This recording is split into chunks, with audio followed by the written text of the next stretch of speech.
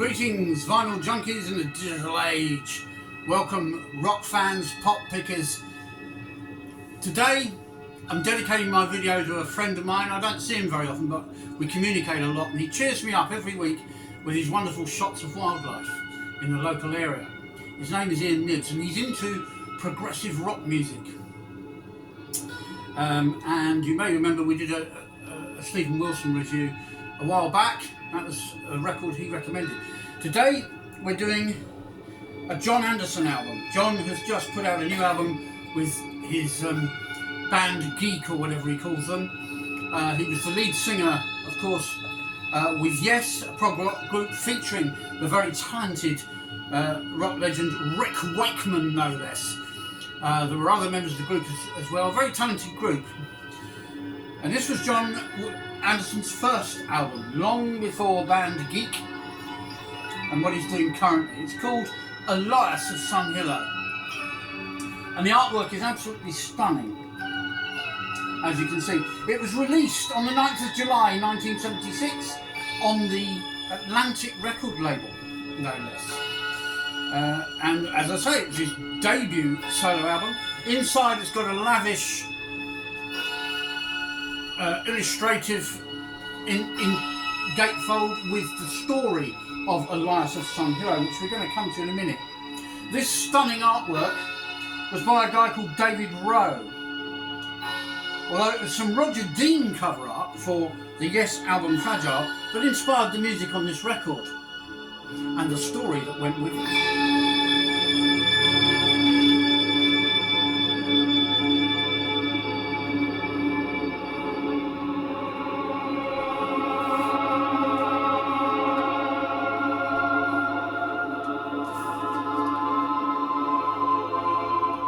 Some beautiful, chilling, haunting sound there on the first track called The Ocean. So, the Yes album Fragile featured a splintered planet with a plane leaving, and that inspired the story for this album. So the concept of this album is that it's a semi-science fiction story. The piece is about 4 tribes of an alien race and their journey to a new planet after their home is under threat from volcanic eruption and destruction. Olias, the centre of the piece, Olias of Sunhillow, he's a magician who builds a spacecraft called the Morglade Mover, and it's a type of space glider.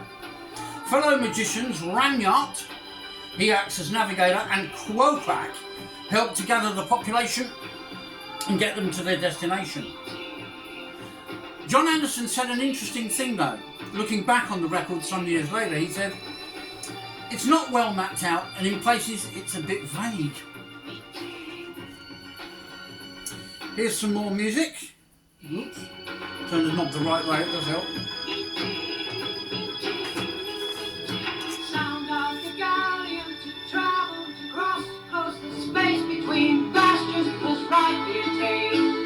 So stands to plunder, expectant as one dear companion can utter the right we achieve. Climb summer morning, tell me our days passing, we all to sing of the praises of love, and his one hand raised high in the dark, total relating a point. Sound Out the Galleon is the track we're on now. So what about the music? I originally thought of it as inspired music, production and sound with somewhat obscure lyrics. The album took 4 months for Jon Anderson to make, with Anderson playing all the instruments on the record. And it was in his home at Sear Green in Buckinghamshire that he made the record, and he had a mobile studio unit called Mobile in his garage to help him make the record. So all the music on here is self-produced, and the only help he had was from a studio engineer called Mike Dunn. Now, instrumentation on this record includes, but is not limited to, guitars, various keyboards, drums, lots of percussion, lute, flute, sitar, and an array of electronic effects. And Jon's voice is quite a high register voice, quite a unique voice, and if you know Yes's work, you'll be familiar with this voice. Reaching out, master shall overtake you.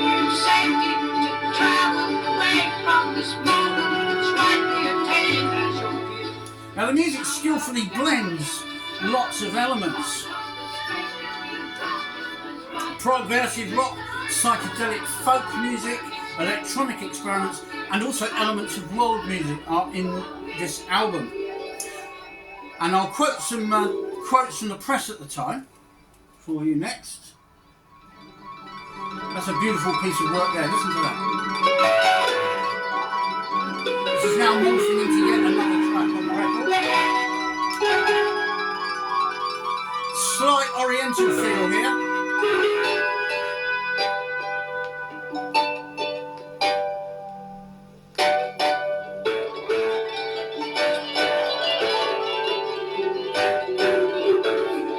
Chris Welsh, who's just brought his new book out called Backdated. He was a big muso journalist back in the 1970s. He wrote for, I think, NME, possibly sometimes for Sounds as well. All rock music papers that no longer exist, sadly. Well, he wrote, "This is an unashamedly romantic solo record that combines grace, taste and power." I wrote, because I used to write reviews for school projects and things, "A symphony of addictive, beautiful music of rich textures, vibrant colours and vivid imagination." The LP is widely regarded as Anderson's best work, and a lot of people regard it as the best Yes album that Yes never made. Interesting indeed. So there we are. Yeah.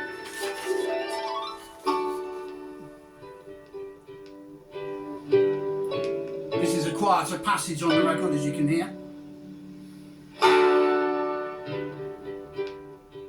So let's talk about the tracks on the wax.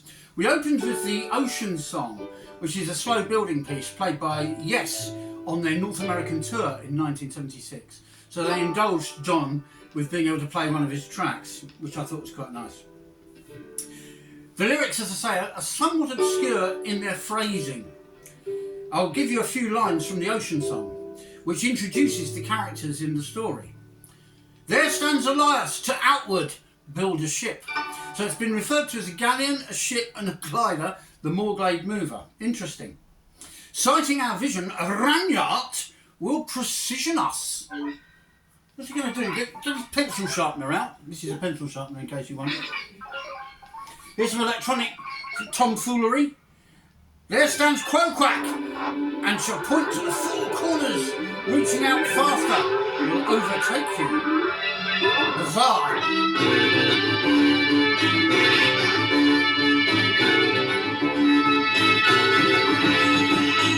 Olias, so walk on the dream and drag your soul into the ocean. That sail past the great mountains window that asunder.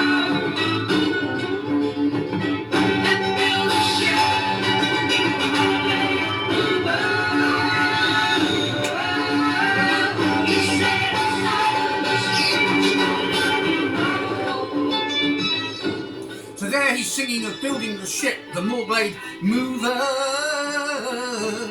Great vocals on this record.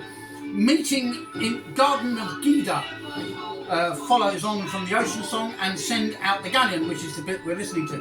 Layered vocals to create a sound of a new language that doesn't actually exist are used in this piece. And I think we just heard in that track the line I've picked out.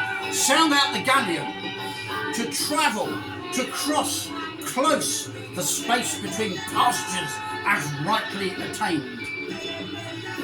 Yes. That was his band, wasn't it? Yes. Hard to say no, really. "Dance of Ranyart and Olias build the Morglade" as an instrumental piece. Track 4 is Quoquack on Transit, Neon and Transit 2. A line from that is "The first adventure, first again exploring daylight, clearer than talophanic view." What's a talophanic view, I wonder? Weird. Then follows "Flight of the Morglade." "And there were inside the Morglade to move and to chant all through, forced to position."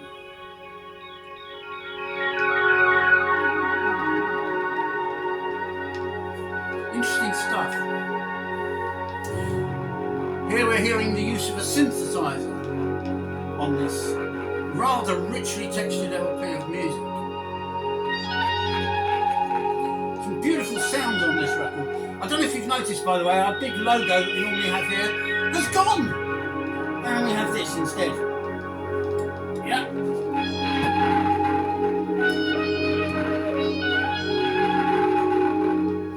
We are definitely themed. We're going to flip the record over and tell you about a few more of the tracks on it, the rest of the tracks in fact. And what we're going to do, we're going to flip over to side 2, which kicks off with a track I like. It's my favourite on the album, Solid Space.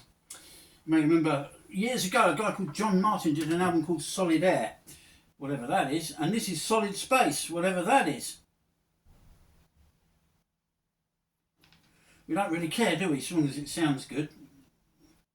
But what I think you'll agree, so far, a very lush sounding LP, full of inventiveness, vivid imagination, and the track Solid Space is just beginning to creep up on us. It's a lovely keyboard intro here, leading us into a majestic piece from which, I quote, "Turn a mountain, send them last among the flowers of the young."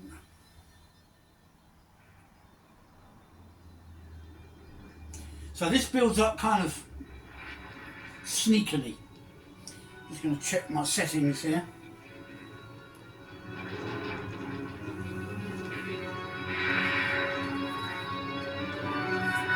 The inner sleeve contains all the lyrics and the list of the tracks, and very logically, side 2 is one side, side 1 is the other.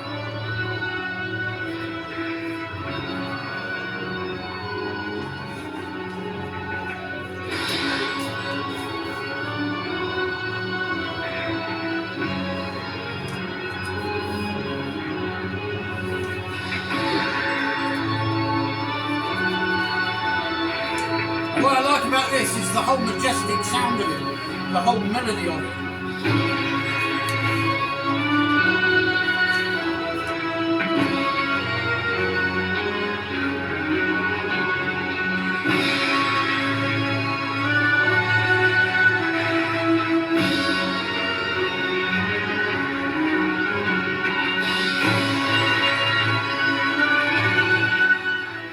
There we are, a bit of Solid Space for you. I don't want to give you too much because I want you to go out and get a CD of this or the vinyl.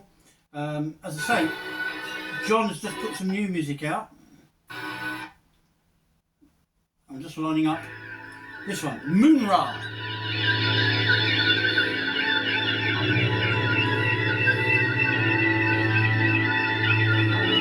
This is our dust bug, kicks the dust off. So this is Moonra, which leads us into a song called Chords and the Song of Search. Within this piece there's a wonderful wall of sound chanting part coming up shortly.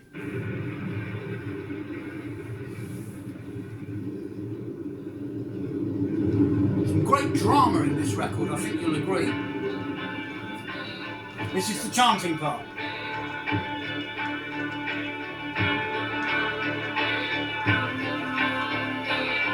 And this is intended to sound like another language.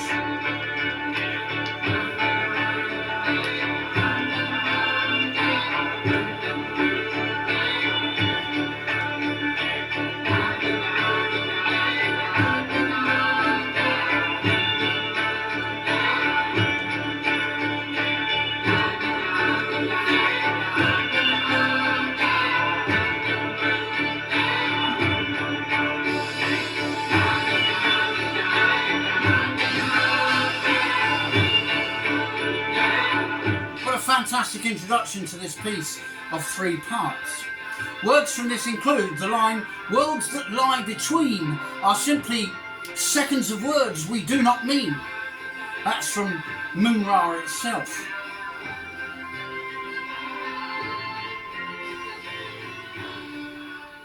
So that was the introduction to that, and now we'll get ready for the last track on the record. Also from that piece, where it goes into chords, he sings, "Through change of dawn, see peace will come, peace will reign all along our days." This brings us to the final track on the album, which is called To the Runner.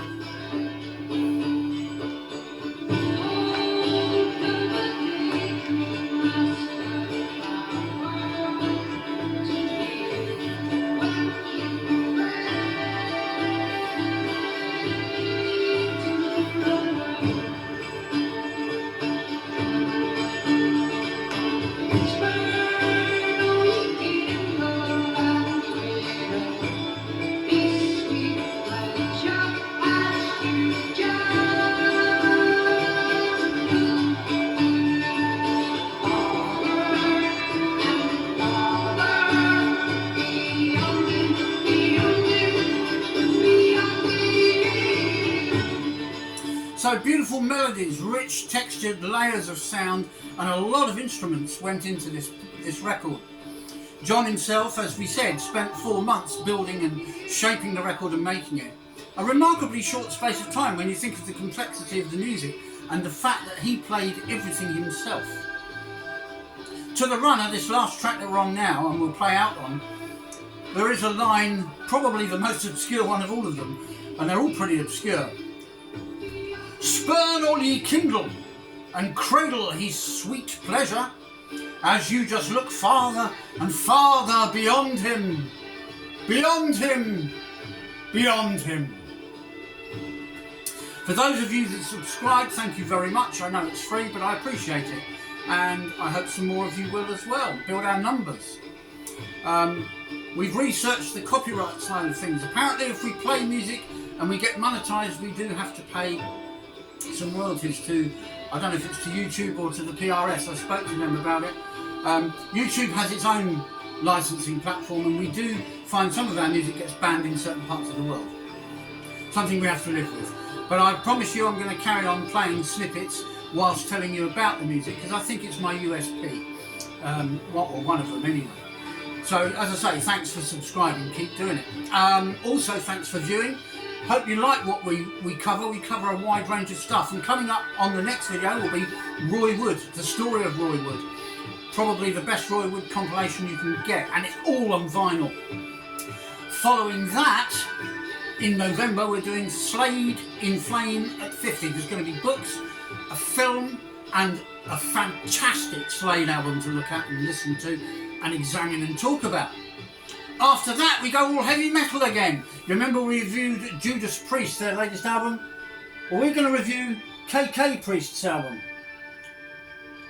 We're just playing out on this beautiful piece from Olias Sunhillow. So KK Priest, I don't know if I've got it here. I can show you it briefly if I have. Yeah, so there's the Roy Wood one. And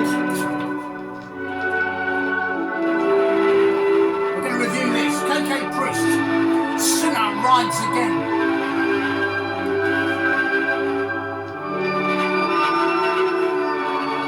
Thanks very much, cheery bye.